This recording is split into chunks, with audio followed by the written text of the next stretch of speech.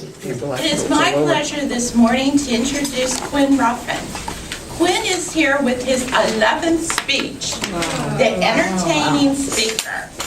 The focus of most business owners and organizers is leadership, and Quinn will deliver his speech, The Rules of Leadership. Good morning, everyone. Good morning. Good morning, everyone. When I was doing the research on rules of leadership, I came across the joke. There were 100 men all gathered in a room, and there was a sign that said, anyone who rules their household, or whose wife rules their household, stand over here. Everybody went to that side except one, who was supposed to be the leader of his own household. So the organizer of the group says, why everyone else is standing over here and you're standing over here by yourself? How did you end up standing over here being a leader? He said, I don't know how I got here. My wife told me. And so when it comes to being a leader, sometimes we have to understand that we think we're leaders, but we're not really leading. We're mainly managing. There are 21 irrefutable laws of leadership. Can we go through all those in 5 to 7 minutes? I say not, or I could speak real fast. But we're going to cover 2 of those rules today. One of those rules is raise the lid. The second rule is the law of process. Now, it's been well spoken and well stated that a company is only as good as its CEO. If the CEO of a company does not increase his availability, increase his knowledge, increase his genuine compassion for a business, then how can he expect that business to grow?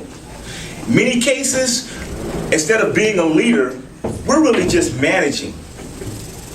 The difference between a leader and a manager is a manager may maintain the process that's already been developed.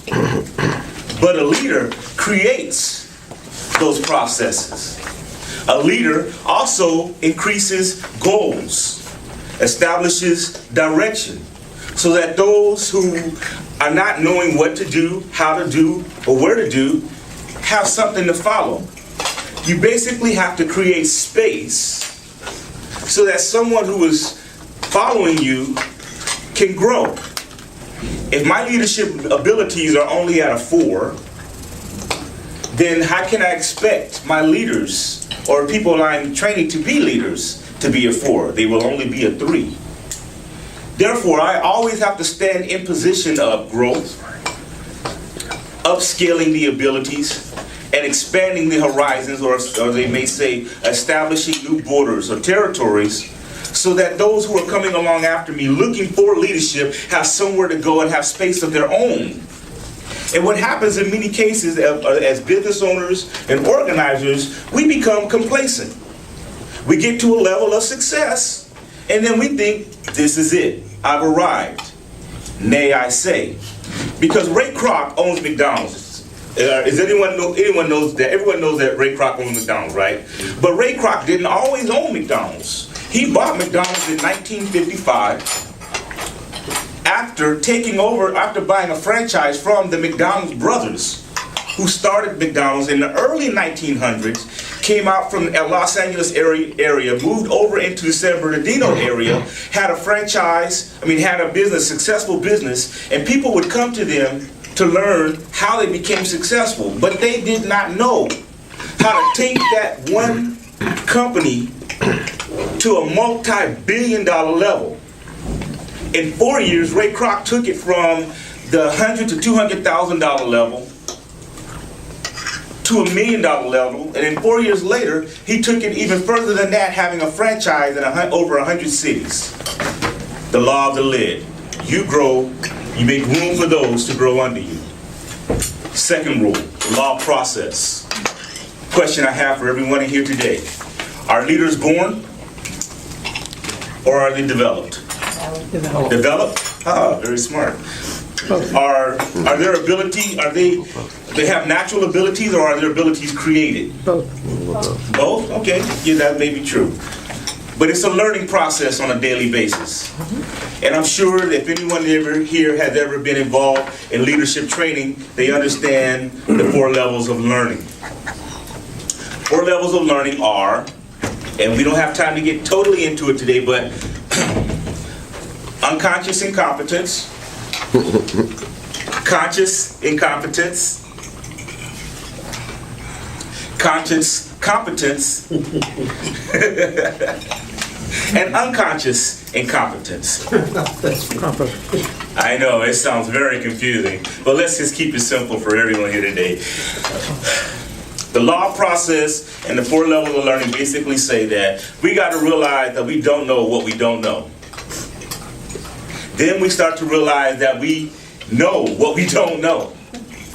Then we learn what it is that we know, and at the highest level, which is unconscious competence, we become natural at what we know.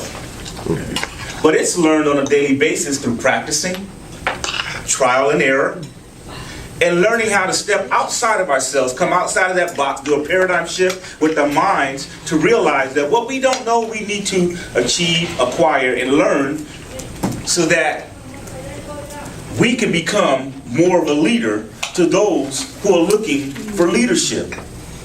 Because quite honestly speaking, we're always planting seeds, one shape, form, or fashion or another.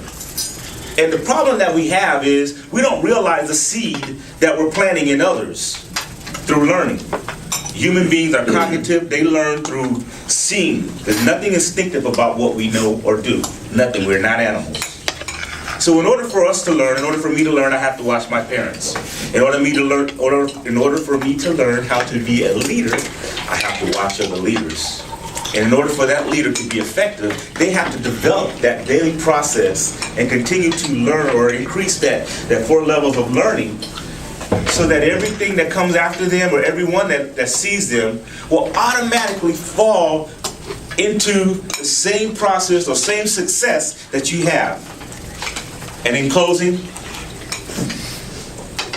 everyone is a product of their actions, but only the successful people admit it.